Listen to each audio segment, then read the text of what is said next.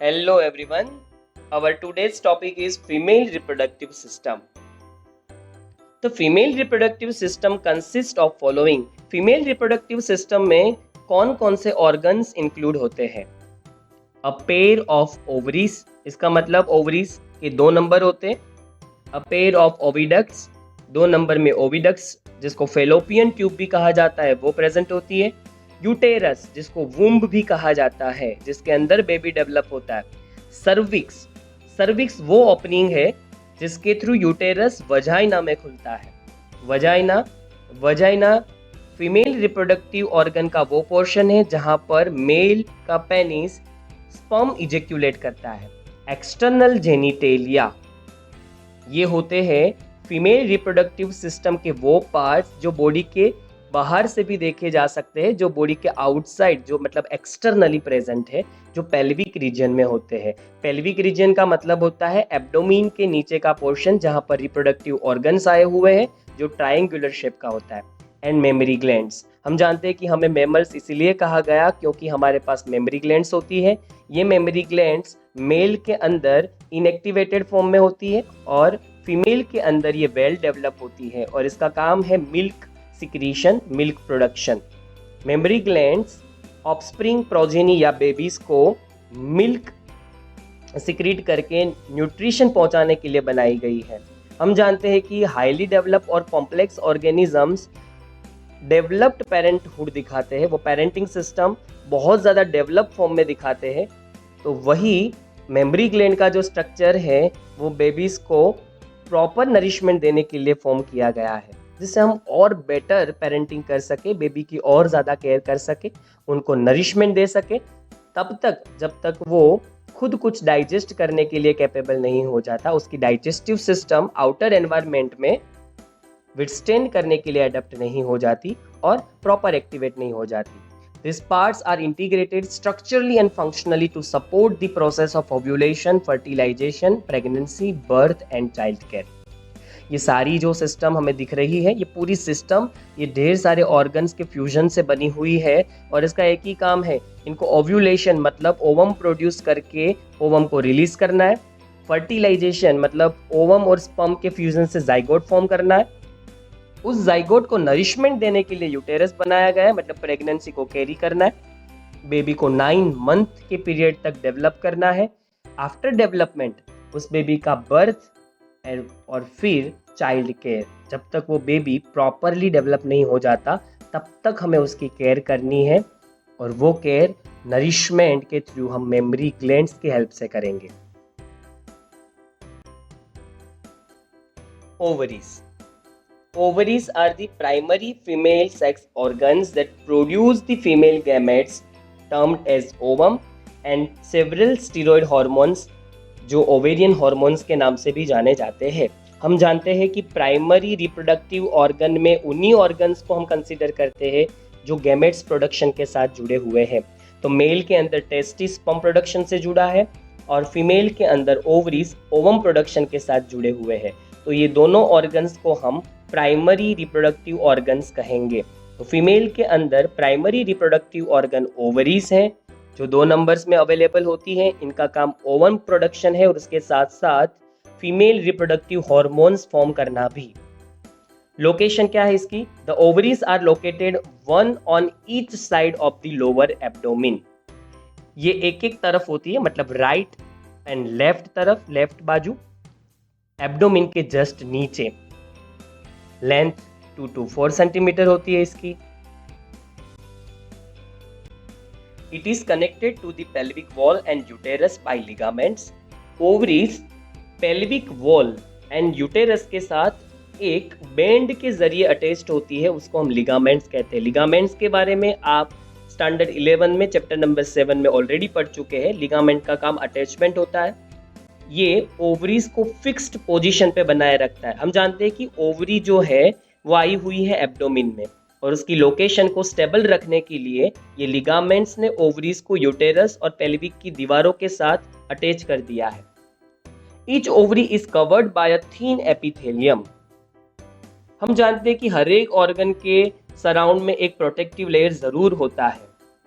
जैसे जैसे हमारी बॉडी है उसको प्रोटेक्ट करने के लिए स्किन है, उस तरीके से हर एक ऑर्गन को कोई ना कोई प्रोटेक्टिव लेयर प्रोटेक्ट करता है। जैसे आप हार्ट देखिए, हमने पढ़ा था हार्ट को प्रोटेक्ट करता है पेरिकार्डियम, लंग्स को प्रोटेक्ट करता है प्लूरा, किडनी को प्रोटेक्ट करता है रीनल कैप्सूल, बोन को प्रोटेक्ट करता है पेरियोस्टियम, और उसी तरीके से ओवरी को प्रोटेक्ट करने वाला सबसे outer protective layer thin ovarian epithelium होता है। ये एपिथेलियम ओवरी को प्रोटेक्ट करता है और ये किसको एनक्लोज करता है? Ovarian stroma. एपिथेलियम की बाउंड्रीज को अगर कंसीडर करें तो उसके अंदर पूरी की पूरी ओवरी आई हुई है, जिसके अंदर आप फिगर में देख पा रहे प्राइमरी फॉलिकल्स है और वो डेवलप होते हुए मैच्योर फॉलिकल्स में कन्वर्ट हो रहे हैं और फिर उनसे ओवम रिलीज हो रहा है। प्राइमरी फॉलिकल्स वो स्ट्रक्चर होते हैं जो ओवम फॉर्म करते हैं। तो जो भी आपको सेल्यूलर कंटेंट दिख रहा है उसके सेट होने के बाद जो जगह बच जाती है, वो सपोर्टिव पार्ट जो बच जाता है, जो ये सारे फॉलिकल्स को सपोर्ट करता है, उनको हम स्ट्रोमा कहते हैं। ये स्ट्रोमा दो टाइप में डिवाइड हो सकता है। The stroma is divided into two zones, peripheral cortex and inner medulla. हम जानते हैं स्ट्रोमा का काम कनेक्टिव टिश्यू के तौर पे सपोर्टिव रोल प्ले करना होता है। ये फॉलिकल्स को ओवरी के अंदर सेट होने के लिए सपोर्ट करता है।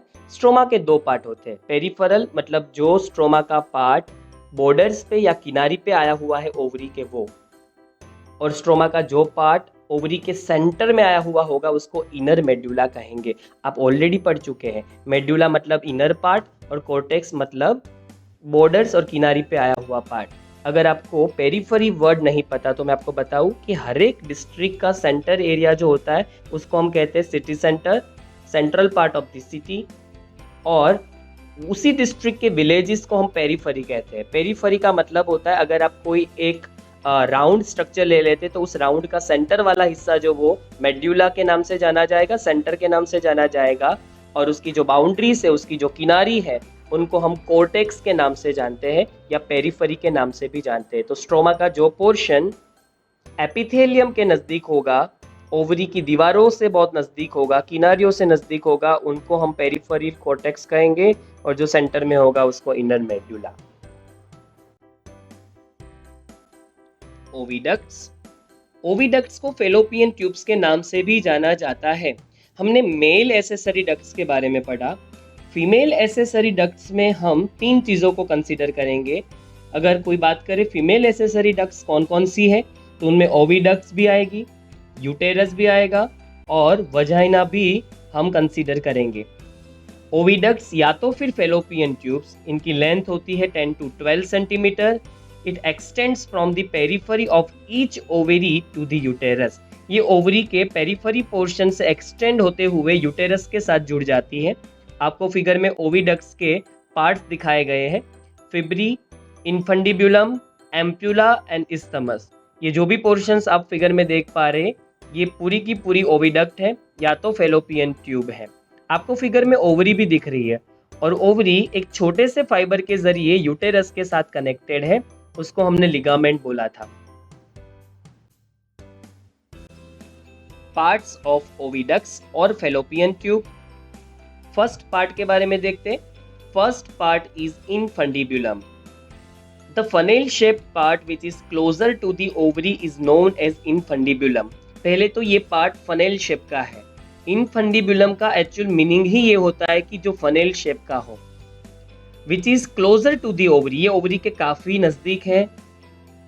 इनफंडिबुलम की जो एजिस है, जो ओवरी के एकदम क्लोज है, उसको हम फिब्री कहते हैं।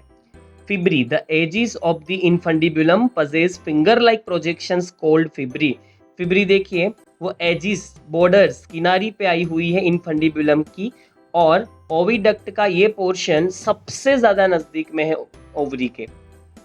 ये क्या काम में आता है? Which helps in collection of the ovum after ovulation. ये ओव्यूलेशन के बाद ओवम को ओवरी से कलेक्ट करता है। देखिए, ओव्यूलेशन का मतलब होता है ओवम का रिलीज ऑफ ओवम। तो रिलीज होने के बाद ओवम डायरेक्टली ओविडक्ट में एंटर नहीं हो पाता, क्योंकि there is no physical contact between the fallopian tube and the ovary. Ovary और फेलोपियन ट्यूब के बीच में कोई फिजिकल कॉन्टेक्ट नहीं है। आप फिगर में देख भी रहे हैं कि ओवरी ओविडक्ट के फिजिकल कांटेक्ट में बिल्कुल नहीं है। ऐसे केस में ओवरी से जो ओवम रिलीज होता है वो ओविडक्ट में डायरेक्टली नहीं पास हो सकता, उसके लिए फिब्री है। फिब्री ओव्यूलेशन के बाद ओवम को खींच लेती है अपनी तरफ और इनफंडिबुलम तक पहुंचा देती है। एम्प्यूला क्या है? एम्प्यूला इनफंडिबुलम के बाद का पार्ट है। The infundibulum leads to a wider part of the oviduct called ampulla. Ampulla oviduct का वाइडर पोर्शन है, या फिर कह सकते हैं इनफंडिबुलम के बाद का जो पोर्शन है उसको एम्प्यूला के नाम से जाना जाता है, जहां पर फेलोपियन ट्यूब टर्न करती है। आपको यहाँ पर एंगुलर टर्न दिख रहा है, उस पोर्शन को हम एम्प्यूला कह रहे हैं। Isthmus, it is last part of the oviduct, has a narrow lumen and it joins the uterus.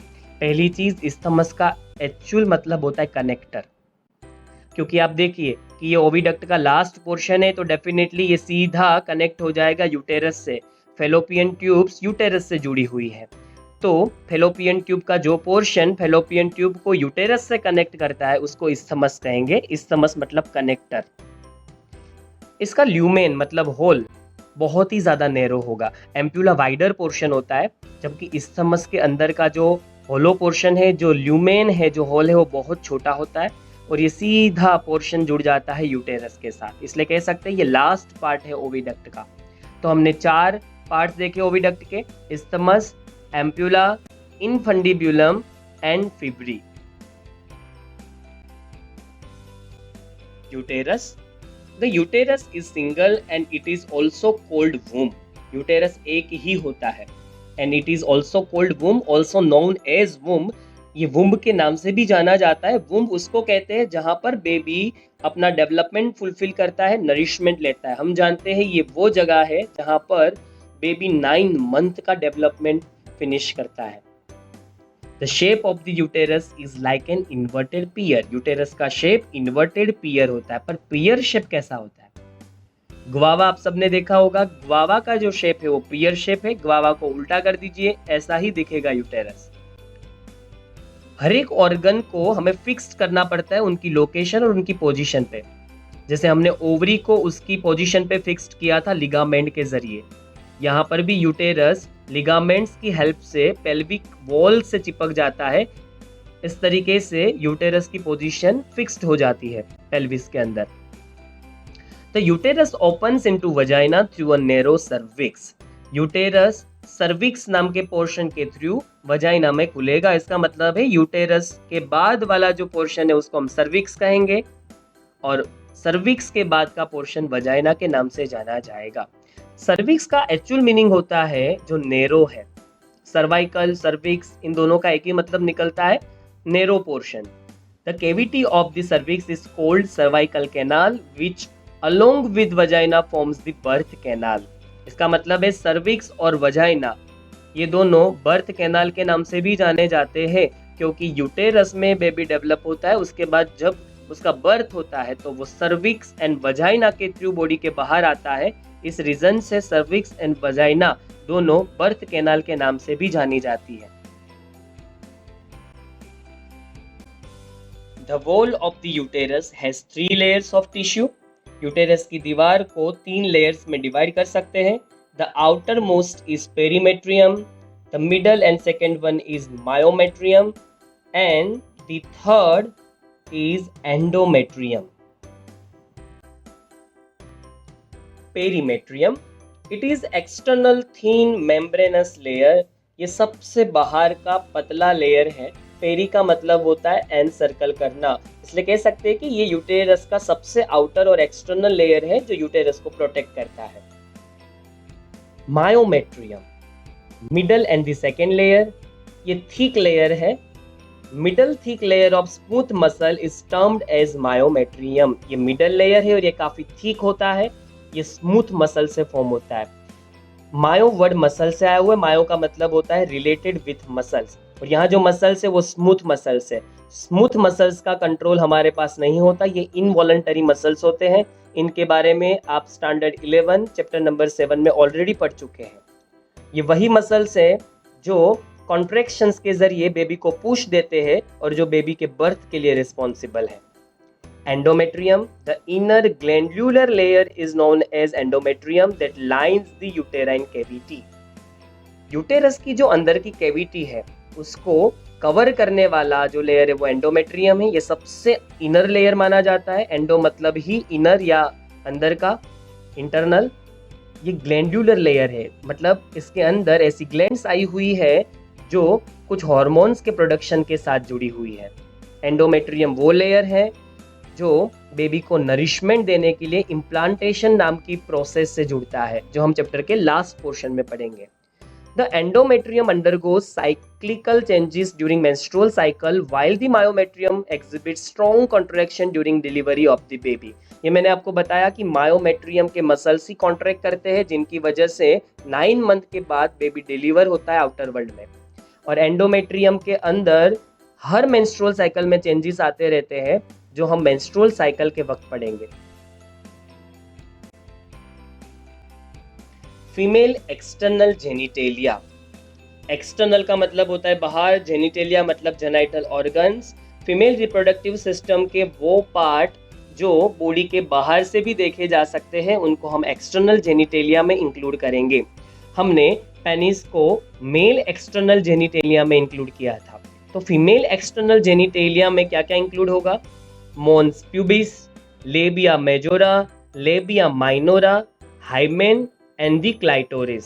एक एक करके हम समझते हैं कि ये पार्ट्स कौन कौन से हैं और ये कहां पर आए हुए हैं। Mons pubis, it is a cushion of fatty tissue covered by skin and pubic hair। ये वजाइना का वो पोर्शन है जहां पर प्यूबिक हेयर पाए जाते हैं। ये इसीलिए क्यूशन जैसा दिखता है क्योंकि इसके अंदर फैटी टिश्यू होती है। आप फिगर में देख रहे हैं मोन्स प्यूबिस कहाँ लोकेटेड है। Labia majora, they are fleshy folds of tissue which extend down from the mons pubis and surround the vaginal opening। ये वो फोल्ड्स हैं जो मोन्स प्यूबिस से एक्सटेंड होते हुए पूरी वजाइनल ओपनिंग को सराउंड कर लेते, कवर कर लेते। आपको लेबिया मेजोरा की लोकेशन फिगर में दिखाई हुई है।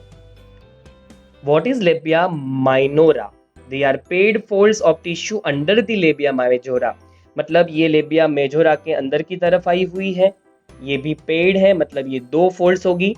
और ये आप फिगर में देख पा रहे हैं, ये दोनों फोल्ड्स के बीच का जो डिस्टेंस और पूरा ओरिफाइस है उसको वेस्टिब्यूल के नाम से भी जाना जाता है, जो हमें फिगर में दिखाया है। Hymen, the opening of the vagina is often covered partially by a membrane called hymen। Hymen एक ऐसा मेम्ब्रेन है जो वजाइनल ओपनिंग को पार्शियली कवर करता है, फुल्ली नहीं। वजाइनल ओपनिंग को पार्शियली कवर करने वाला मेम्ब्रेन हाइमेन के नाम से जाना जाता है। हाइमेन इनपरफोरेटेड होगा तो कैसा दिखेगा वो फिगर में मैंने दिखाया आपको। और बाकी परफोरेटेड हाइमेन है, वो किस तरीके का परफोरेशन दिखाता है उसके बेस पे हमने हाइमेन को अलग अलग नाम दिए हैं।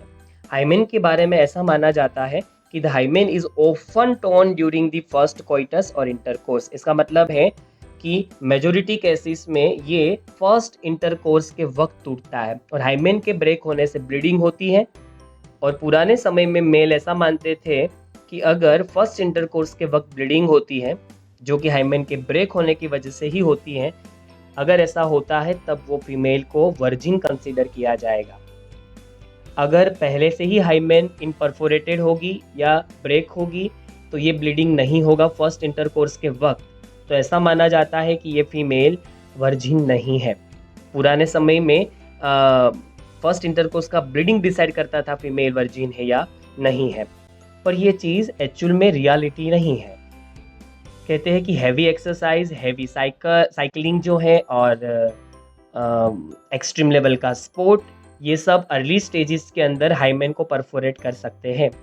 तो सिर्फ इंटरकोर्स की वजह से ही हाइमेन परफोरेट होता है ऐसा कहीं नहीं लिखा। हेवी एक्सरसाइजेस, स्पोर्ट और साइकिलिंग से भी हाइमेन परफोरेट हो सकता है। और इवन परफोरेटेड हाइमेन को भी स्टिच करवाया जा सकता है, इसलिए हाइमेन परफोरेटेड है या इम्परफोरेटेड, इसके बेस्ड पे आप किसी भी फीमेल की वर्जिनिटी नहीं चेक कर सकते। Memory gland, the last topic of female reproductive system.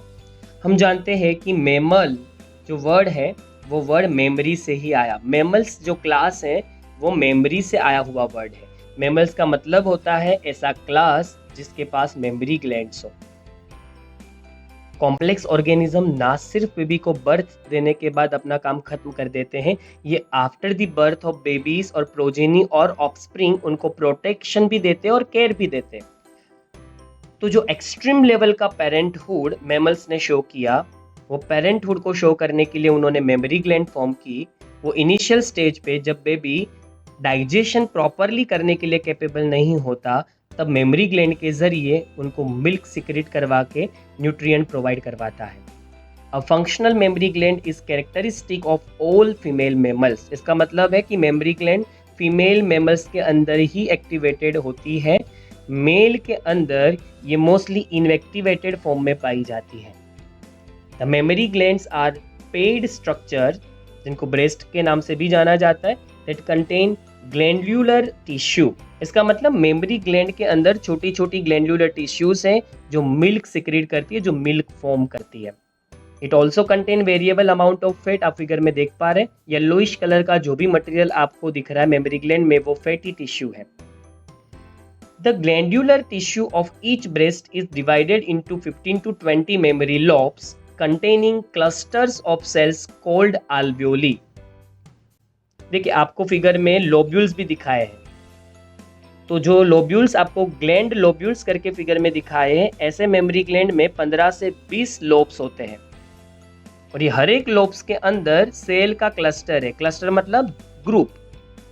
तो सेल्स के उन ग्रुप को हम आल्वियोली के नाम से भी जानते हैं, जिनको मिल्क आल्वियोली भी कहा जाता है। जो ग्लैंड लोब्यूल से उसके अंदर जो ग्रेप्स लाइक स्ट्रक्चर आपको दिख रही है, उनको आल्वियोली कहेंगे हम।